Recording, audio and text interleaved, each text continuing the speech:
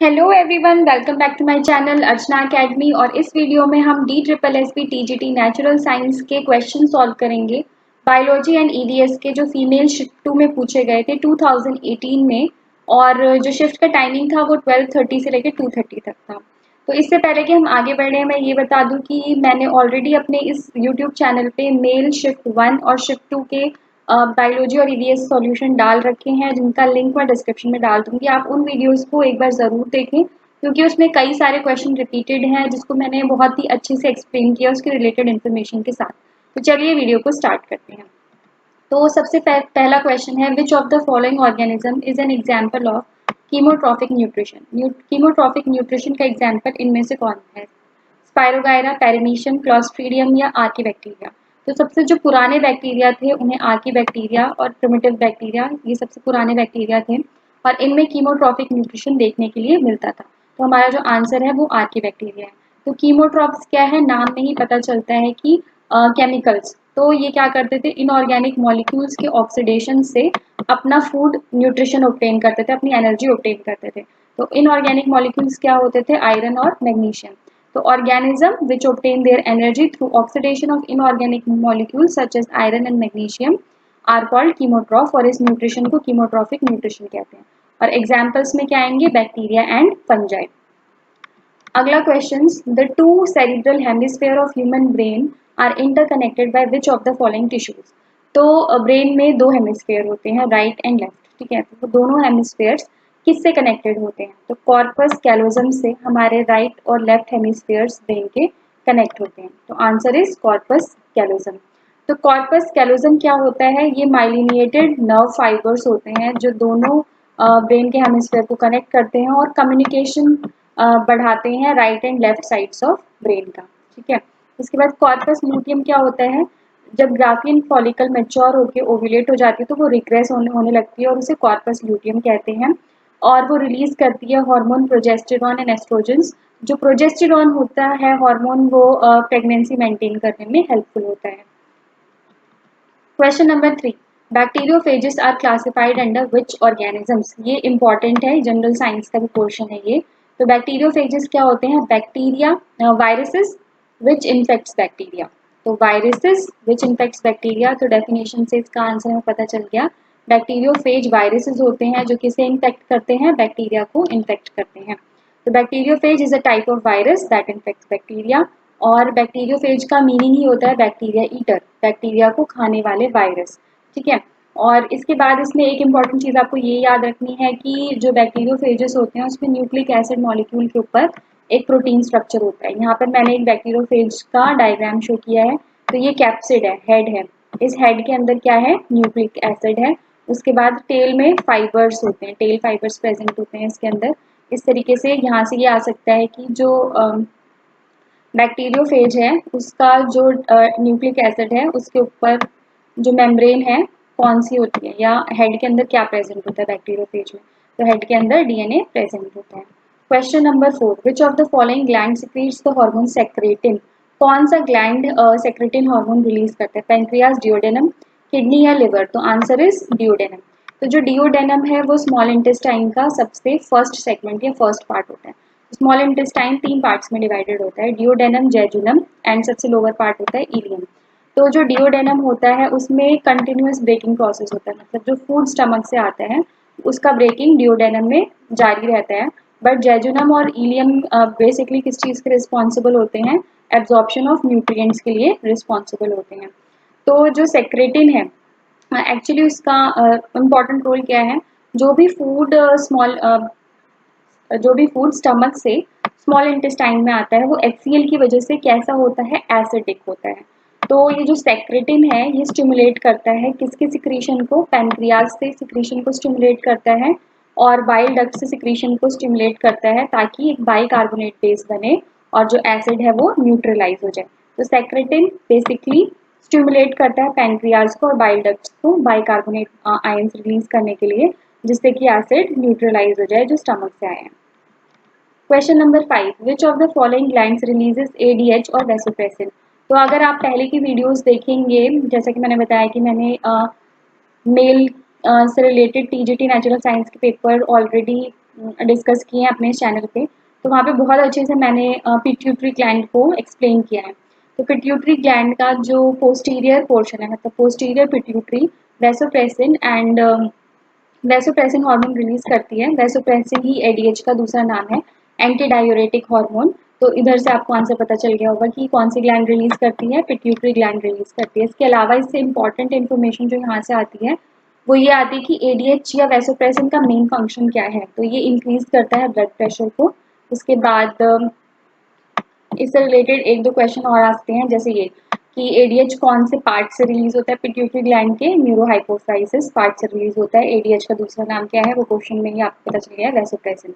तो vasopressin first ये कहाँ से रिलीज होता है, पिट्यूटरी ग्लैंड। पिट्यूटरी ग्लैंड के कौन से पार्ट से, न्यूरोहाइपोफाइसिस या पोस्टीरियर पिट्यूटरी। इसका फंक्शन क्या होता है, main increase in blood pressure, इस वजह से इसे वैसोप्रेसिन कहते हैं।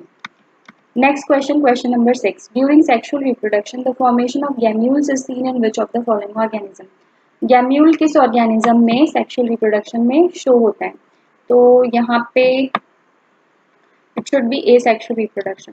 तो जो गैम्यूल्स हैं वो इंटरनल बर्ड्स होते हैं स्पॉन्जेस में, स्पॉन्जेस जो कि फाइलम पॉलीटेरा के अंदर एग्जाम्पल्स हैं। It is an asexually reproduced mass of cells that is capable of developing a new organism, an adult sponge. Question number 7. What is the normal pH level of human blood? Human blood का normal pH level क्या है, 7.35। इसके अलावा हम और भी main pH देखते हैं, जैसे वाटर का pH कितना होता है, 7। दूध का pH, मिल्क का pH कितना होता है, 6.4। नमक जो हम खाते हैं उसका pH कितना होता है, 7, मीन्स वो न्यूट्रल होता है। हाइड्रोक्लोरिक एसिड का pH कितना होता है, 0, तो इसका मतलब वो एक स्ट्रॉन्ग एसिड है। एसिड वर्षा मतलब एसिड रेन का pH वैल्यू कितना होता है, 5.0। बेकिंग सोडा या सोडियम बाइकार्बोनेट, इसका pH कितना होता है, 8.3। तो बेकिंग सोडा या सोडियम बाइकार्बोनेट का फॉर्मूला होता है NaHCO3। सोडियम हाइड्रोक्साइड NaOH का pH कितना होता है, 14.0। तो ये स्ट्रॉन्ग बेस है और HCl स्ट्रॉन्ग एसिड है। तो strong acid is HCl, strong base is NaOH। Next question, stomata plays a major role in which of the following life process? स्टोमेटा कौन से लाइफ प्रोसेस में मेजर रोल प्ले करते हैं? तो बेसिकली उनका मेजर जो रोल है वो ट्रांसपिरेशन में होता है। तो transpiration is a process of water movement. जब लीफ के एरियल पार्ट्स जो होते हैं प्लांट के, जैसे कि लीव, स्टेम और फ्लावर्स, उससे जब वाटर मूवमेंट होती है तो उस प्रोसेस को ट्रांसपिरेशन कहते हैं। तो यहाँ पे वाटर जो है वो रिलीज होती है जब एरियल पार्ट्स ऑफ प्लांट से, तो उसे ट्रांसपिरेशन कहते हैं। Question number 9, in positive geotropism. Positive geotropism का मतलब है कि अर्थ की तरफ। तो अर्थ की तरफ क्या मूव करती हैं, रूट्स मूव करती हैं। तो आंसर इसका क्या होगा, downward growth of plant roots is seen. Question number 10, which of the following is a false statement? तो अगर आपने लास्ट की वीडियोस देखी होंगी तो ये आपका चुटकियों का खेल होगा क्वेश्चन। तो थायराइड ग्लैंड रिलीजेस TSH, यही फॉल्स स्टेटमेंट है, क्योंकि पिट्यूटरी ग्लैंड को हाइपोफाइसिस सेरिब्री भी कहते हैं। ये हम ऑलरेडी लास्ट वीडियोस में डिस्कस कर चुके हैं। एडिनो हाइपोफाइसिस FSH रिलीज करती है, फॉलिकल स्टिमुलेटिंग हार्मोन, ये भी ठीक है। 98% of pancreas is exocrine part. तो first is wrong, first option is false statement, क्योंकि वो भी कौन रिलीज करता है, एडिनो हाइपोफाइसिस, मतलब एंटीरियर पिट्यूटरी TSH रिलीज करती है, ना कि थायराइड ग्लैंड। थायराइड ग्लैंड तो थायरोक्सिन हार्मोन रिलीज करती है। Question number 11, which of the following cranial nerve supplies the face? Face को कौन सी क्रेनियल नर्व सप्लाई करती है, क्रेनियल नर्व 7, इसे फेशियल नर्व भी कहते हैं। Question number 12, which of the following hormones plays a major role in the parturition in human beings? तो human beings में पार्चुरेशन के टाइम पे कौन सा हार्मोन रिलीज होता है, ऑक्सीटोसिन, और लैक्टेशन के लिए भी यही हार्मोन रिलीज होता है। तो ये भी हम बहुत अच्छे से डिस्कस कर चुके हैं लास्ट की वीडियोज में। फिर भी यहाँ पर मैं थोड़ा सा बता देती हूँ कि जो ऑक्सीटोसिन है वो कॉन्ट्रैक्शन करता है यूट्रस का चाइल्ड बर्थ के दौरान एंड लैक्टेशन में, जैसे कि मैंने अभी बताया। ये और इंक्रीज करता है प्रोस्टाग्लैंडिन्स की प्रोडक्शन को। Question number 13, which of the following is a nonsense codon? Nonsense का ही मतलब है जो ट्रांसलेशन को रोकते, मतलब प्रोटीन फॉर्मेशन की प्रक्रिया को रोकते। तो इसमें से कौन सा है नॉनसेंस कोडॉन, UAG। तो UAG is a nonsense codon. तो mRNA में 3 नॉनसेंस कोडॉन होते हैं, UAA, UAG एंड UGA। इनके नाम भी होते हैं amber UAG, ochre UAA and opal UGA। तो इन्हें नॉनसेंस कोडॉन कहते हैं क्योंकि ये पॉलीपेप्टाइड चेन की सिंथेसिस को टर्मिनेट कर देते हैं इसके लिए कोई नॉर्मल टीआरएनए मॉलिक्यूल एग्जिस्ट नहीं करता। तो अगर ये किसी चेन में आ गए, एमआरएनए की चेन में, ये जैसे यूएजी, तो वहाँ पर प्रोटीन बनना रुक जाएगा, तो वहीं पर वो चेन टर्मिनेट हो जाएगी। Question number 14. In which of the following conditions does the patient have an altered posture and walking style? Altered posture and walking style किसमें होगा? एटेक्सिया में। ये भी हम लास्ट वीडियोस में डिस्कस कर चुके हैं कि एफेजिया या एग्नोसिया क्या होता है। तो मेल वाला जो शिफ्ट था उसमें एफेजिया से रिलेटेड क्वेश्चन आया था। तो इस तरीके से आप देख सकते हैं कि टॉपिक सेम है बट क्वेश्चन डिफरेंट हैं। तो एग्नोसिया क्या होता है? एटेक्सिया तो हमें पता चल गया कि altered posture and walking style होता है। एग्नोशिया होता है कि loss of ability to identify objects, and aphasia होता है language disorder. Question number 15. Which of the following cell organelles is involved in packing of lipids? Production of lipids होना चाहिए था, तो एंडोप्लाज्मिक रेटिकुलम। ठीक है, अगर रफ एंडोप्लाज्मिक रेटिकुलम होगा तो वो प्रोटीन पैकेज करेगा, और स्मूथ एंडोप्लाज्मिक रेटिकुलम होगा एसईआर, तो वो लिपिड्स की पैकिंग करेगा। Question number 16. In the Hardy-Weinberg equation, which of the following represents the frequency of heterozygous genotype? तो हार्डी-विनबर्ग ने बोला था कि एक पॉपुलेशन जो इक्विलिब्रियम पे है उसमें जो जीनोटाइप फ्रीक्वेंसी होगी होमोजाइगस हेट्रोजाइगस की, वो 1 के इक्वल होगी। तो अब इसमें हमें जानना है कि होमोजाइगस के लिए क्या फ्रीक्वेंसी है। तो पी स्क्वायर एक्चुअली हमारा क्या शो कर रहा है? डोमिनेंट होमोजाइगस की फ्रीक्वेंसी। 2pq क्या शो कर रहा है? हेट्रोजाइगस ए की फ्रीक्वेंसी, मतलब एक डोमिनेंट एलील और एक रिसेसिव। और q स्क्वायर क्या शो कर रहा है? हमारी रिसेसिव होमोजाइगस की फ्रीक्वेंसी। तो इस हिसाब से हमारा आंसर यहाँ पर क्या हो गया? 2pq।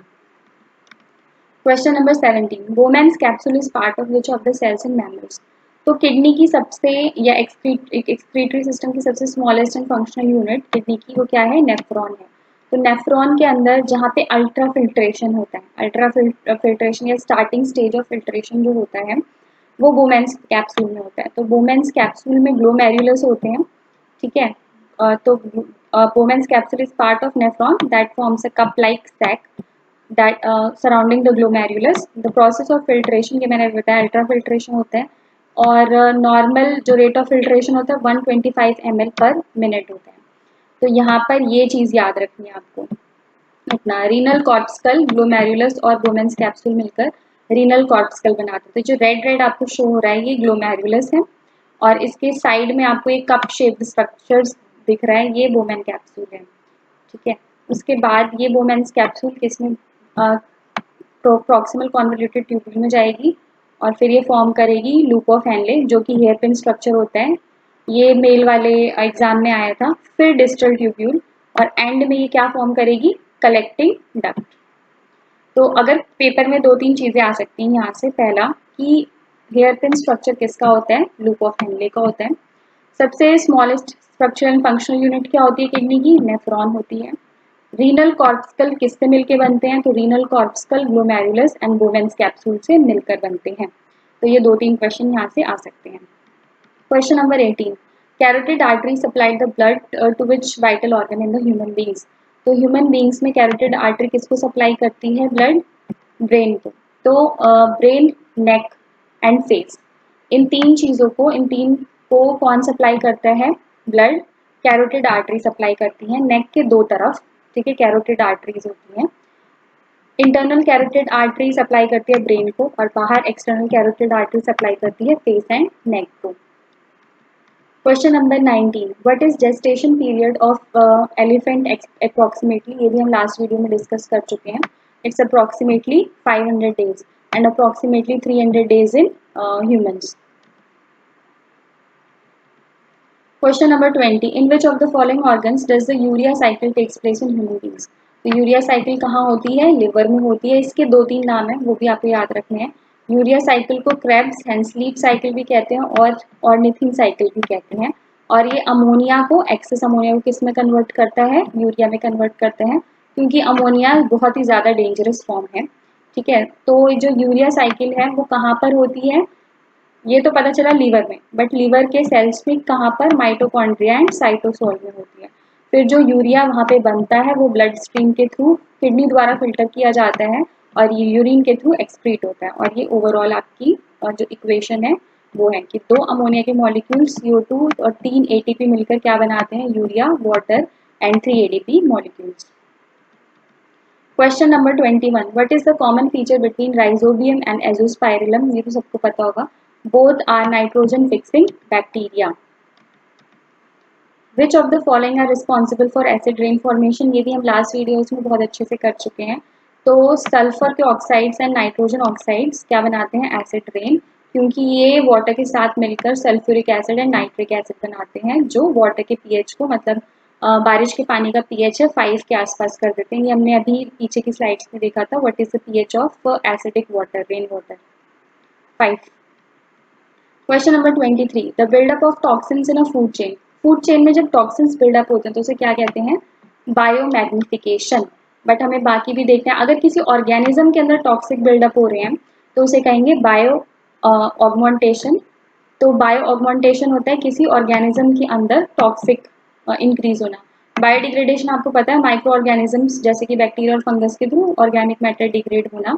और ये यहाँ से हम बायोमैग्निफिकेशन देख रहे हैं। तो बायोमैग्निफिकेशन देखिए, एल्गी सबसे लोअर लेवल पे है, ठीक है, ये प्रोड्यूसर है, और सबसे अपर लेवल पे है ह्यूमन। तो जैसे जैसे हम फूड चेन में ऊपर की तरफ जाएंगे जो केमिकल की कॉन्सेंट्रेशन है वो इंक्रीज हो जाएगी। तो यहाँ पे हमने DDT की कॉन्सेंट्रेशन लिखी है।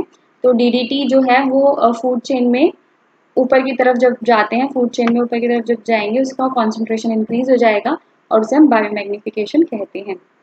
तो एल्गी को कौन फीड करेगा, जू प्लैंक्टन से उस पर फीड करेंगे, तो इस वजह से उसमें उसकी कॉन्सेंट्रेशन इंक्रीज हो जाएगी। जू प्लैंक्टन पे फीड कौन करेगा, स्मॉल फिश, उसमें 2.07 ppm उसकी कॉन्सेंट्रेशन इंक्रीज होगी। स्मॉल फिश पे लार्ज फिश फीड करेगी तो उसमें भी ये कॉन्सेंट्रेशन इंक्रीज होगी। और एंड में जब ह्यूमन इस कंटेमिनेटेड फिश को खाएगा तो उसमें भी बायोमैग्निफिकेशन हो जाएगा। तो इस तरीके से फूड चेन में जो केमिकल है वो एंटर कर जाएगा। Question number 24. The process of change in structure of a species of a community over a time is known as time के साथ किसी community में change होना, species structure में change होना, उसे क्या कहते हैं, ecological succession कहते हैं। Green revolution is associated with which of the following? Green revolution किससे associated है ये भी सबको पता होगा, agriculture से associated है। ग्रीन रेवोल्यूशन सेरिकल्चर होता है, सिल्कवॉर्म का रेयर करना सिल्कवॉर्म को, aquaculture fishes and sea products, vermiculture earthworms. Question number 26, which of the following is not a greenhouse gas? इनमें से ग्रीन हाउस गैस कौन सी नहीं है? तो इसमें से SO2 ग्रीन हाउस गैस नहीं है। तो ग्रीन हाउस गैसेस कौन सी गैसेस होती हैं जो अर्थ के टेम्परेचर को, मतलब जो हीट को ट्रैप करती हैं और इस वजह से वो अर्थ के टेम्परेचर को इंक्रीज करने में हेल्पफुल होती हैं। तो यहाँ पर आपको क्वांटिटी याद करनी है, सबसे ज़्यादा अमाउंट में कौन सी ग्रीन हाउस प्रेजेंट है, कार्बन डाइऑक्साइड, उससे कम मीथेन, उसके बाद 7% nitrous oxide and fluorinated gases 3%। कभी कभी एग्जाम में इनकी कॉन्सेंट्रेशन भी पूछी जाती है या ये भी पूछा जाता है कि सबसे हाईएस्ट अमाउंट में कौन सी ग्रीन हाउस गैस प्रेजेंट है। तो आपका ये 10% methane, nitrous oxide 7%, carbon dioxide 8%, ये भी आपको याद रखना है। Question number 27, which of the following chemical damage the ozone layer? Ozone layer को कौन डैमेज करता है, सबको पता है, CFCs, chlorofluorocarbons. Question number 28, which of the following is an example of persistent organic pollutant? ये भी हम लास्ट वीडियोस में डिस्कस कर चुके हैं। C12 वेचेट, C9 C16 जो एक पेस्टिसाइड इंसेक्टिसाइड है वो परसिस्टेंट ऑर्गेनिक पॉल्यूटेंट है। Question number 29, which of the following is a renewable source of energy? Renewable source of energy मतलब जो समाप्त नहीं हो सकता और हमेशा प्रेजेंट रहेगा, sunlight. Which of the following is the lowest region of atmosphere? सबसे लोवेस्ट रीजन कौन सा एटमोसफेयर का जिसपे हम रहते हैं, ट्रोपोस्फेयर। और इम्पॉर्टेंट क्या है, स्ट्रेटोस्फेयर, जो मेल वाले बायो के पेपर में आया था। तो स्ट्रेटोस्फेयर में हमारी ओजोन लेयर प्रेजेंट है और हम जिस रीजन में रहते हैं वो क्या है, ट्रोपोस्फेयर है। On which date is the World Earth Day celebrated? 22 अप्रैल को वर्ल्ड अर्थ डे सेलिब्रेट होता है। 5 जून को क्या होता है, वर्ल्ड एनवायरनमेंट डे, जो अभी अभी गया है। Question number 32, which of the following is an example of biotic factor? Biotic factor means living. तो यहाँ पर बैक्टीरिया जो है वो बायोटिक फैक्टर, और बाकी के 3 सॉइल, सनलाइट एंड वाटर, ये क्या है, abiotic factor. Question number 33, in which year was the environmental protection act of India enacted? Environmental protection act कब इनेक्ट हुआ था? 1986 में इंडिया में। Question number 34, who has coined the term ecology? Ecology term किसने coin किया था? Haeckel ने, Ernst Haeckel ने इकोलॉजी टर्म कॉइन किया था। तो इकोलॉजी का मतलब क्या होता है? Study of relationship of organism, organism और उसके एनवायरनमेंट के बीच के रिलेशनशिप को स्टडी करना इकोलॉजी होता है। Question number 35, infection with H5N1 leads to which of the following disease? H5N1 virus से कौन सी डिजीज होती है? बर्ड फ्लू, और H5N1 को एवियन इन्फ्लुएंजा भी कहते हैं। Which of the following global convention was form to control mercury poisoning को रोकने के लिए कौन सा ग्लोबल कन्वेंशन हुआ था? मिनामाटा। और बाकी इसमें दो इंपॉर्टेंट है, क्योटो प्रोटोकॉल एंड मॉन्ट्रियल। तो क्योटो प्रोटोकॉल हुआ था ग्रीन हाउस एमिशंस कम करने के लिए, ग्रीन हाउस गैस एमिशन को कम करने के लिए, और मॉन्ट्रियल प्रोटोकॉल हुआ था ओजोन लेयर की डिप्लीशन से जुड़े सब्सटेंसेस को कम करने के लिए। Question number 37, mycobacterium bovis infection in cattle leads to which of the following diseases? तो माइकोबैक्टीरियम बोविस इन्फेक्शन किससे रिलेटेड है? ट्यूबरकुलोसिस से रिलेटेड है। Question number 38, which of the following is a primary producer in food chain? Food chain में primary producers क्या हैं? Green plants, और इन पे जो फीड करेंगे वो प्राइमरी कंज्यूमर्स होंगे, और प्राइमरी कंज्यूमर्स हमेशा क्या होते हैं? हर्बीवोर्स होते हैं। Question number 39, which of the following plants can survive in extreme सेलाइन conditions? तो यहाँ पर हेलोफाइट्स का आंसर, जब बहुत ज़्यादा सॉल्ट कॉन्सेंट्रेशन में कोई प्लांट सर्वाइव कर रहा है तो उसे हेलोफाइट कहते हैं। बहुत ज़्यादा ड्राई कंडीशन को या ड्रॉट कंडीशन को सर्वाइव कर जाए तो ज़ेरोफाइट्स, और बहुत ज़्यादा वाटर कंडीशंस को सर्वाइव कर जाए, मतलब जहाँ पे फ्लडी एरियाज़ हैं वहाँ पे जो प्लांट ग्रो करते हैं वो लोग हाइड्रोफाइट्स। तो बाकी के भी आपको याद रखने हैं। इसके बाद लास्ट, आई थिंक इसके बाद एक और क्वेश्चन है, which of the following types of radiation do green house gases emit? Green house gases कौन सी रेडिएशन एमिट करती हैं? Infrared radiations.